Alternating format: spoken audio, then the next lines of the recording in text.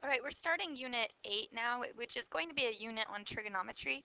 Before we can get too much into the triangles part of it, uh, we need to review how to simplify radicals. So one of the properties of radicals is that the square root of a times b, so when a and b is together under this square root, it's equal to the square root of a times the square root of b. And using this property of radicals allows us to simplify them. And what you want to do is whichever number you're trying to simplify inside the radical, this is a root 20, you want to think about that 20 in terms of two of its factors. And in particular, you want to look for factors that are perfect squares. So for example, we might think of 20 as 4 times 5. Well, the property of radicals allows us to separate this into the square root of 4 and the square root of 5.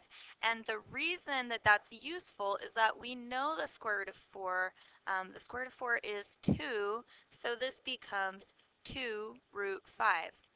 2 root 5 would be our answer. So when you're doing this, though, you want to make sure that you're thinking about a factorization of the number that uses a perfect square. Perfect squares are numbers that are, other numbers squared. Like here's a list. I have a list in my classroom on the wall. You can look at it as you're doing it in the classroom, but you should know these numbers pretty well by now. These are the numbers that you want to think about as you're finding ways to simplify radicals. There are a few problems for you to practice. I'd like you to try a few. Make sure you've kind of got the hang of it. You can pause while you do that, and then here are the answers so you can check your work and see if you've got the hang of it.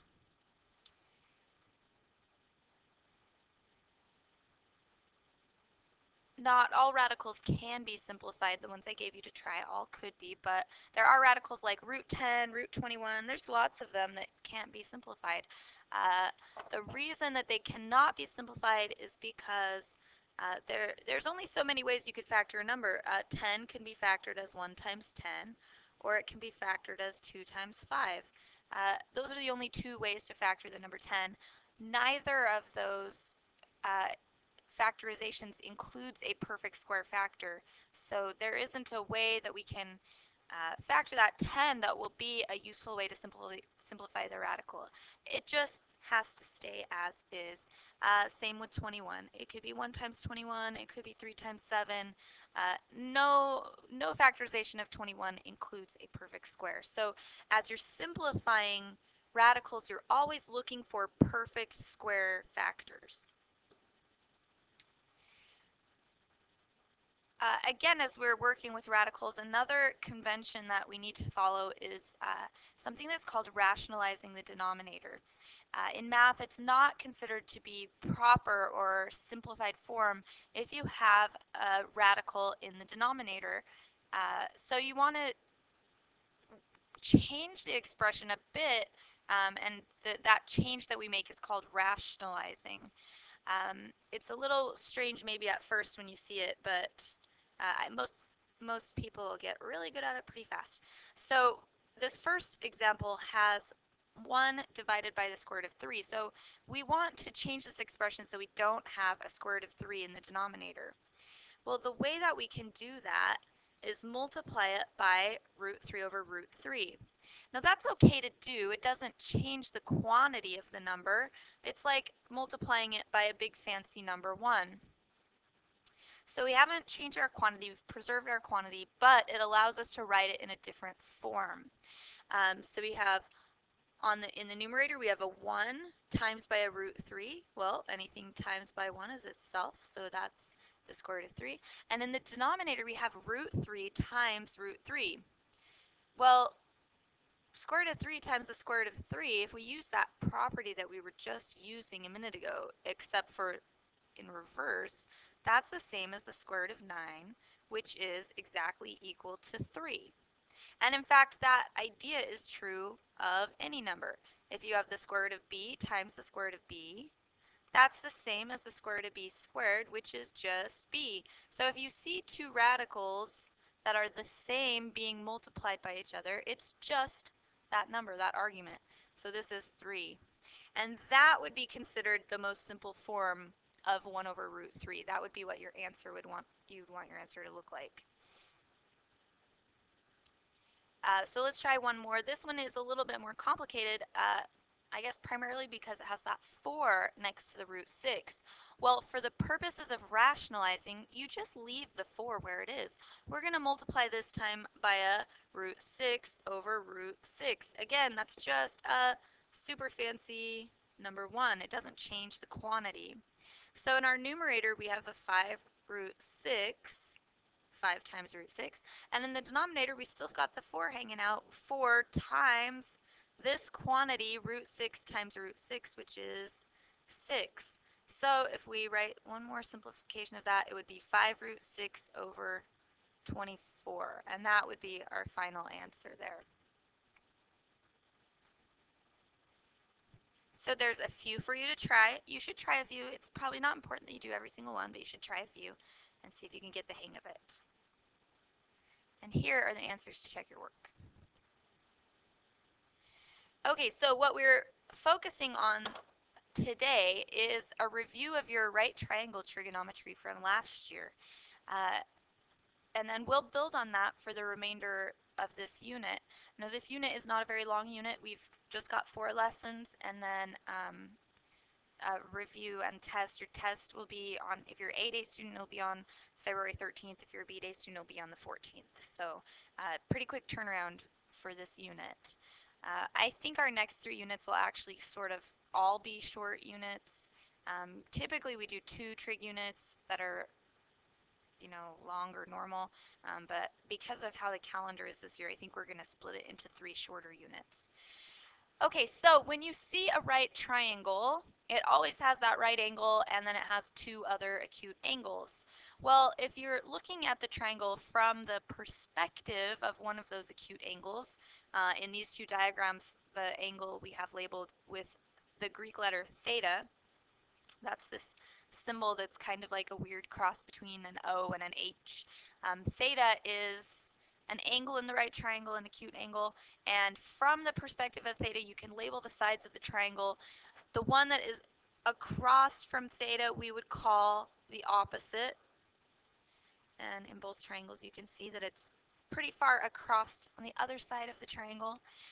In a right triangle, we always have a hypotenuse that is all the way across from the right angle, and in fact it is the longest side in the triangle, so across from the right angle we have the hypotenuse. And then the side that shares a side with the angle, the side of the triangle, is called the adjacent side. The adjacent side is always touching that angle. It's one of the sides of the angle.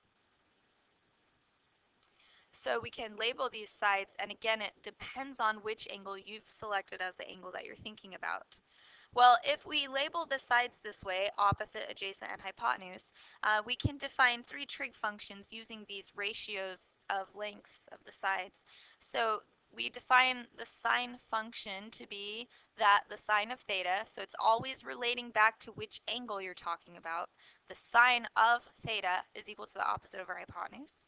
The cosine of theta is the adjacent leg to the hypotenuse, so adjacent over hypotenuse.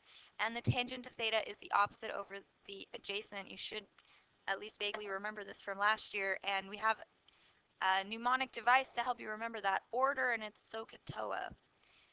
Sine is opposite over hypotenuse, cosine adjacent over hypotenuse, and tangent is opposite over adjacent.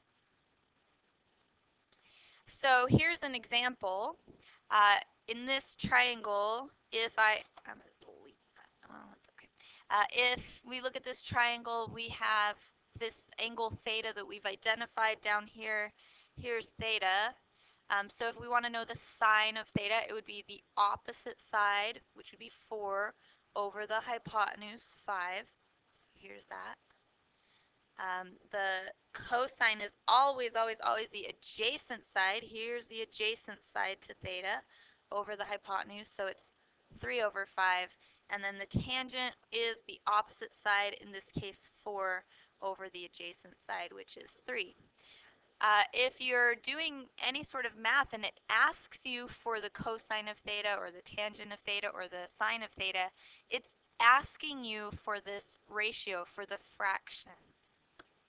So let's look at this problem. It says if the sine of b is 5/8, find the exact value of the two remaining trig ratios for angle B.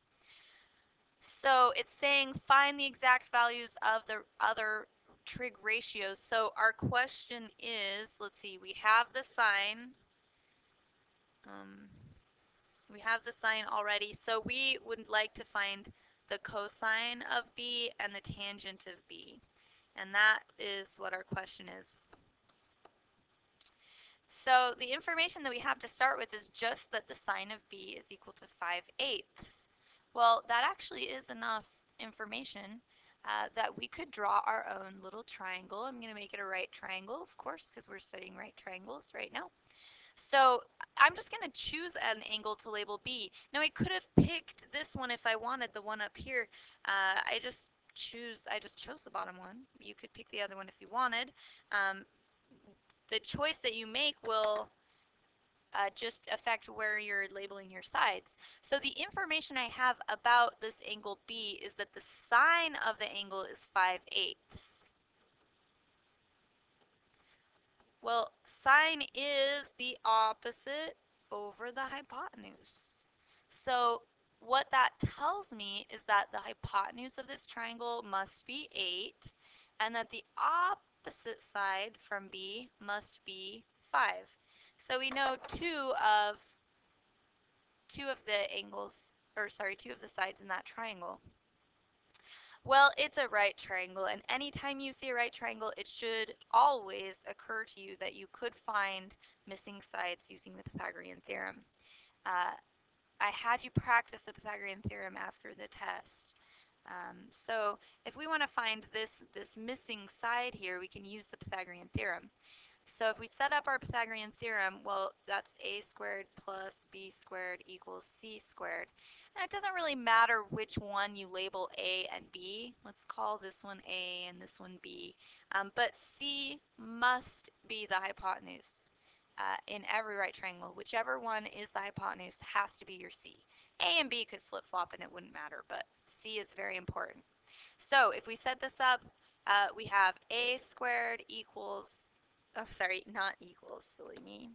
A squared plus, oh, it switched, that's weird. A squared plus, our b is 5 squared equals, our hypotenuse is 8 squared. Well, to solve that, we want to get that a by itself, so subtract the 5 squared. You could write those quantities out first if you want. Sometimes I just leave it like in that form, whichever one you feel better about. So we get 8 squared, and we want to subtract 5 squared. And when we do that, we end up with a squared is equal to 39. And finally, we want to solve for a, so we take the square root of both sides of our equation, and we get that a is root 39. So you kind of have to think about for a minute, can I simplify that radical? And you just think about that number 39 and decide if it has any perfect square factors. Well, in this case, it doesn't have any perfect square factors. I didn't want you really focusing super hard on that right now. I wanted to think about the trig part of it, but potentially you could have to simplify that. So we have our missing leg now. It is root 39. So now we can focus on what the question was asking us. What's the cosine of b and what's the tangent of b? Well, cosine of an angle is always, it's SOHCAHTOA to help us remember. Cosine is the adjacent over the hypotenuse. So adjacent side to angle B would be this one here. It is going to be that root 39. And The hypotenuse, we want to put that over the hypotenuse. The hypotenuse is 8. So root 39 over 8 gives us the cosine of b. So that's the first part done. And now we just need the tangent of b. Tangent of b would be the opposite, sorry, TOA right here. The opposite is this side over here, so 5 over the adjacent is root 39. Now that one, we should simplify a bit. We should rationalize it. We'll times by root 39 over root 39. And we'll finally get our answer. Tangent b equals 5 root 39 over 39. Okay, so here's another example of that. It's really important that you pay attention to which trig function you have. This one's giving us the tangent. So this problem is similar. It gives us the tangent of b. It wants us to find the other values. So if we draw a triangle, and it doesn't matter how you draw it. I'm going to draw it skiwampus this time because it doesn't matter. Here's angle B. Well, the tangent is the opposite, let's see, over the adjacent. So we can label the opposite side of the triangle as 3. And this is opposite from B. And the adjacent side, which is here, right next to B, we can label as 7. The hypotenuse would be that one across from the right angle. Well, if we want to find the hypotenuse, because our goal here is to find the other trig ratios, so we need to know what's the sine of B and what's the cosine of B. So we need to know the hypotenuse in order to write sine and cosine, because they both include hypotenuse as in their ratios. So we need to find this hypotenuse. We can again use Pythagorean theorem. A squared plus b squared equals c squared. In this case, remember that the hypotenuse has to be c. So this one is a teeny bit different in setup than the other one. It's going to be a 7 squared plus, oh whoops, I already did 7. A 7 squared plus 3 squared equals c squared. 7 squared plus 3 squared is, 7 squared, 58. And again, to get that c, we take the root. So c is the square root of 58. I should think about, can I simplify 58? And sometimes I just try to see what will divide into that number and see if I can find a perfect square. But 58 is 29 times 2. 29 is a prime number, so there's not a way to simplify this. So it's just going to be root 58. We'll just leave it in radical form. All right, so we're ready now to write the sine and cosine. The sine of b is opposite over hypotenuse. Well, opposite is 3. Hypotenuse is root 58. So if we rationalize that, we times by root 58 over root 58. Ooh, that looks good. 3 root 58 over 58. That's the sine. For cosine of angle B, we would put the adjacent over the hypotenuse. Oops. That would be 7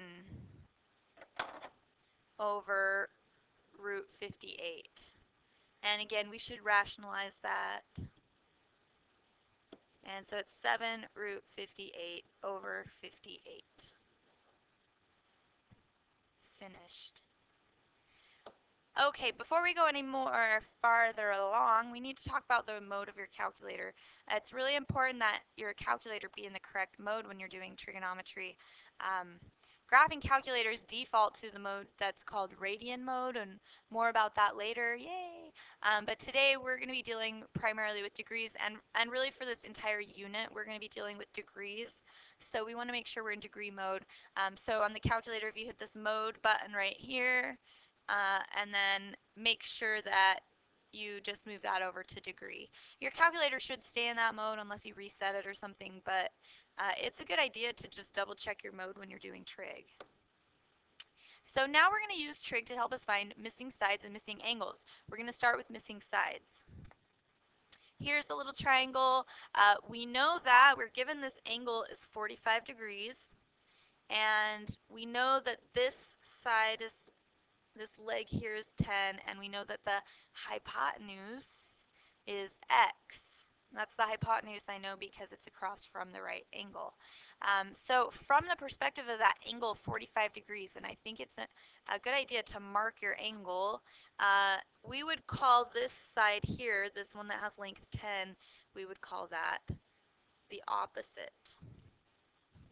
Now I like to just label the two sides that I have interest in, so I don't even usually label that third side.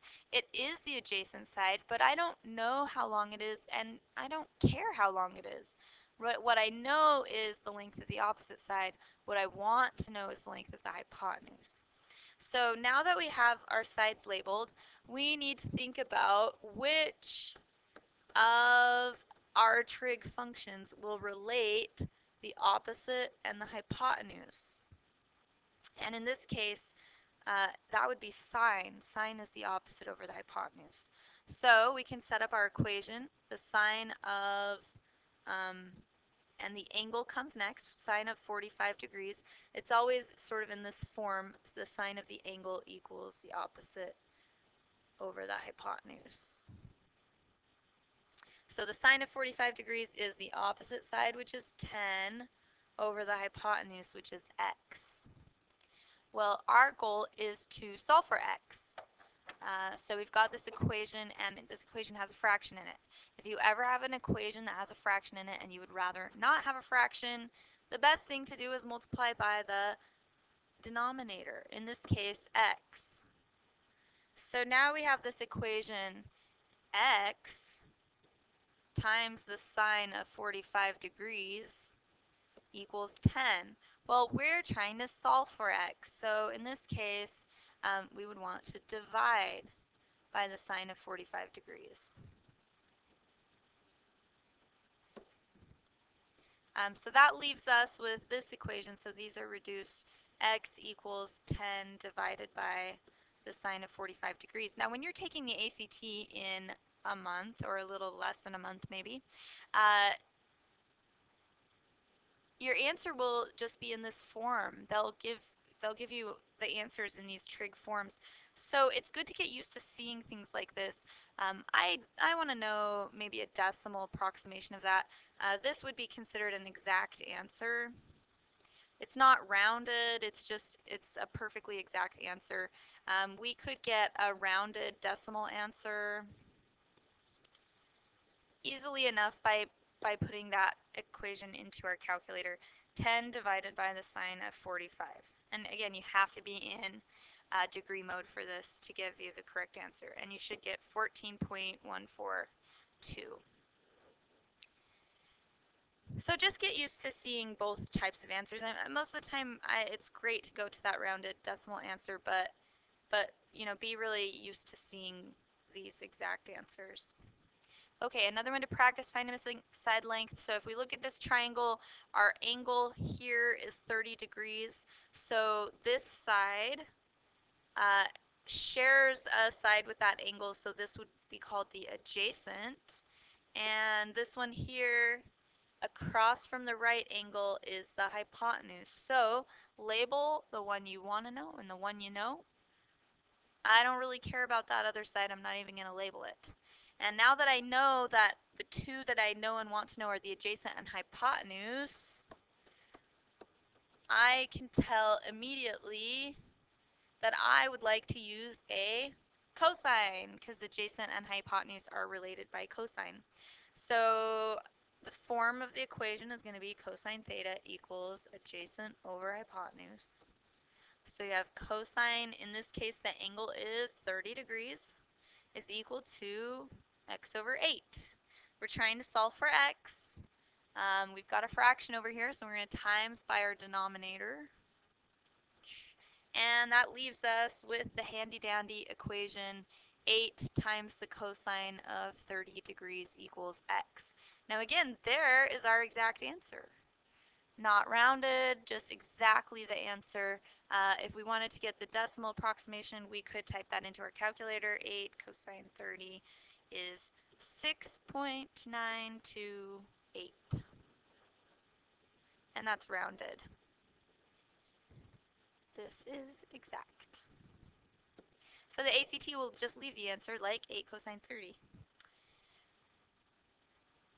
Okay, so we can use trig to help us find answers to questions in the real world. So you could use trig to help you find the height of a building, for example. So here's a guy, and he has this awesome tool called an inclinometer, which can help him measure the angle to the top of the building. So he measures the angle, and he finds out that the angle is 76 degrees. And uh, he has walked 200 feet away from the base of the building when he measured that angle. So our question is, what's the height of the building? Well, we've got this red triangle here to help us. The 200-foot side down here, we would call that the adjacent side because it shares a side with that angle. And this side here, which is labeled D, we would call the opposite side. So we're looking for the trig function that relates opposite and adjacent, and that would be the tangent. So if we set up an equation for that, we get the equation that the tangent of 76 degrees is equal to the opposite side is D over the adjacent side is 200. And if we solve that for x, we would multiply both sides of the equation by that denominator, and we have that 200 times the tangent of 76 degrees is equal to D. And if we calculate that in our calculator, we get that D is 802.16. Well, that was the side of the triangle D. Don't forget Joel, our little man here, his eyeball is not on the ground. Lucky for him. So we actually, to get the height of the building, need to add that additional 6 feet. So we get that the height of the building is 808.616 feet.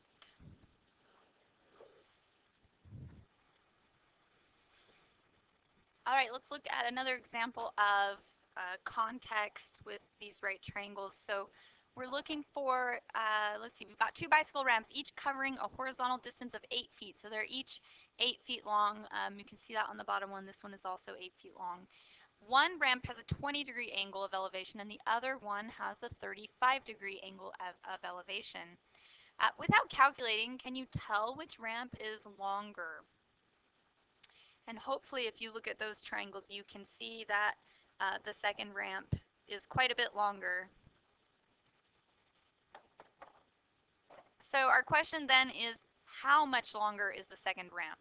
Well, to know how much longer it is, we have to figure out the length of each of the ramps. So let's call the length of this ramp x and the length of this ramp y. So first, let's figure out what x is. Well, in this triangle, we are looking for the adjacent side. No, I'm sorry, we know the adjacent side. We're looking for the hypotenuse. So the trig function that relates the adjacent and the hypotenuse is the cosine. So we'll do the cosine of the angle in this triangle is 20 degrees, and that's equal to the adjacent is 8 over x. So this is the more tricky one for most people. They have a little bit more problem solving it. When you have a fraction, always times by the denominator. This time the denominator happens to be x, so we're going to multiply by x. And so now we have the equation x times the cosine of 20 degrees is equal to 8. And to solve for x, we would divide by the cosine of 20 degrees. So we have x is equal to 8 over the cosine of 20 degrees. If we put that into our calculator, we will find the length of the first ramp. And it is about 8.5 feet. Okay, so that's our first ramp. So now let's find the length of the second ramp. Well, the second ramp, this again is the adjacent side to this angle 35 degrees, and again we're finding the hypotenuse. So if we set up our equation, it's going to be a cosine, almost the same as before. The cosine of this time 35 degrees is equal to the adjacent side over the hypotenuse. And again, we have a fraction here. We're trying to solve the equation. We're going to times by the denominator. And we end up with this equation, y times the cosine of 35 degrees is equal to 8. And if we divide by the cosine of 35, that will solve for the y. So we end up with y is equal to, those are reduced, so we have 8 over the cosine of 35. And it's about 9 point, let's see, I guess I'll round it to 9.8 feet. So if our question is how much longer is the ramp, well, we've got one ramp that's 8.5, the other one is 9.8. We would just subtract that, 9.5 minus, or 9.8 minus 8.5. Which is 1.3. Yep, 1.3 feet longer. So that would be our answer. The second ramp is a little bit, like 1.33 feet longer. 1.3 feet longer. Okay, so now we've practiced solving for a missing side. Lots of fun there. Sometimes though, when you set up an equation, when you're solving an equation, the thing that you don't know is the angle. So we have here the sine of x is equal to 1/2. You need to undo whatever is being done to x. In this case, we're taking the sine of x. So in order to undo the sine, you use the inverse sine. And sometimes the way you could think about it is that we're taking the inverse sine of both sides of the equation. So on this side, the inverse sine and the sine cancel each other out. We just have x, and we end up with the inverse sine of 1/2 on the right side of that equation. So a lot of times people will just go straight to this. They see that they have the sine of x equals 1/2, and they know that that means that the angle x has to be the inverse sine, and this is something that you could put into your calculator. The inverse sine is usually the same button as the sine on your calculator. You just do the second with it. So it should be just above sine on your calculator. So if we typed in the inverse sine of 1/2, like this is saying, that would tell us that x is 30 degrees. So a couple to practice. If the sine of x equals 3/5, then x must be the inverse sine of 3/5. Now be careful, this -1 is not a power. It is it's an inverse function, so you'll see that button on your calculator. So the inverse sine of 3/5 is, that tells me that x is 36.9 degrees. Well, if we know the cosine of y is 1/3, to find y, we would take the inverse cosine of 1/3. And so if we do that in our calculator, we find out that y is about 70.5 degrees. And if the tangent of z is 6/11, that tells us that z must be the inverse tangent of 6/11. And you should put that in your calculator, make sure that you're getting the right solutions here. Z would be 28.6 degrees. Okay, so now that we've practiced finding the inverse, we can use this in a problem. So our question is, find the measure of angle N. So this time I know these two sides, and I really just want to know what's the size of this angle N. Well, from the perspective of this angle N, we would call this side side that has length 6, we would call that the opposite. It's across from n. And this other side, of course, you can tell because it's across from the right angle, it's the hypotenuse. So we need to think to ourselves, we have the opposite and we have the hypotenuse. Which of our 3 trig functions do we want to use?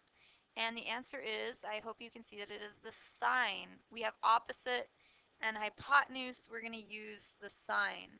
So we write our equation out. It's always the sine of that angle. Well, this time, we're trying to figure out what that angle is. So the sine of n is equal to, and now we write our ratio. In this case, it's opposite, which is 6, over hypotenuse, which is 10. Okay, well, to solve for n, we need to undo the sign. So n is equal to the inverse sine of 6 over 10. And so we find that n is 36.9 degrees. And that's the measure of angle n in the triangle. Let's try another one of those. Here's another triangle. We have a triangle. We can see that one of the legs is 18 and the other leg is 27. Well, from the perspective of this angle that we're interested in, 27 over here, this leg would be considered the opposite, and this leg here would be considered the adjacent. So we're looking for which trig function relates the opposite and the adjacent, and hopefully you can see that it is the tangent. So we write our equation. The tangent of the angle, so x in this case, is equal to the opposite over the adjacent. Well, to solve for x, we need to undo this tangent, so we do the inverse tangent of 27 over 18. And we find that the angle is about 56.3 degrees. Okay, well, we just have one more little example to look at. This one is super fun. I really like this problem. You sometimes look at all those words and turn off your brain. This is not a difficult problem, though, especially if you just start by drawing a picture. It says a line segment has endpoints 2, 0. Hey, that's this point. And 6, 5. I'll even label it A. Let's see, 6, 1, 2, 3, 4, 5, 6, 1, 2, 3, 4, 5. Here's B, 6, 5. So this is our line segment. It's a lovely line segment. Our question says, what is the measure of the angle theta formed by this line segment and the x-axis? Here's the x-axis. So our question is, what angle theta is formed? Well, here's theta. We're wanting to find this angle. Well, this is a great little situation. We can actually build a little right triangle right here. And if we're trying to find that angle, it would be helpful to us if we knew a couple of the side lengths. Well, I can count how long this side is. It's 1, 2, 3, 4, 5. And this one is 1, 2, 3, 4. So I have a side that has length 4 and a side that has length 5. And I can use those two sides to help me find the angle theta. Well, in this particular triangle, from the perspective of theta, 5 would be the length of the opposite side, and 4 would be the length of the adjacent side. So this is a TOA, so to speak. This is a tangent. So the tangent of theta, and we're trying to find theta, the tangent of theta is equal to the opposite over the adjacent. Well, if I'm trying to find theta, I need to undo the tangent. Theta equals the inverse tangent, we got to undo it, of 5 over 4. inverse tangent of 5 over 4 is 51.3 degrees. And we are finished with this problem. Okay, so that wraps it up. When you're doing your homework, if your question is asking you, what is the sine of theta or the cosine of theta or the tangent of theta, your answer should look like a fraction. I can spell. You're looking for that ratio of whichever two sides, opposite and adjacent, or adjacent and hypotenuse. If it says find x, that's when you're looking for a number as your answer. You're finding the length or the degree measure. So just be careful as you're doing that. If it literally just says find the sine of theta, you are just looking for that ratio. Let me know if you need help with your homework coming at lunch or after school or before school, and I'll help you get it squared away. And next time we'll be extending our knowledge of trigonometry to things that are not right triangles. So it's going to be super fun.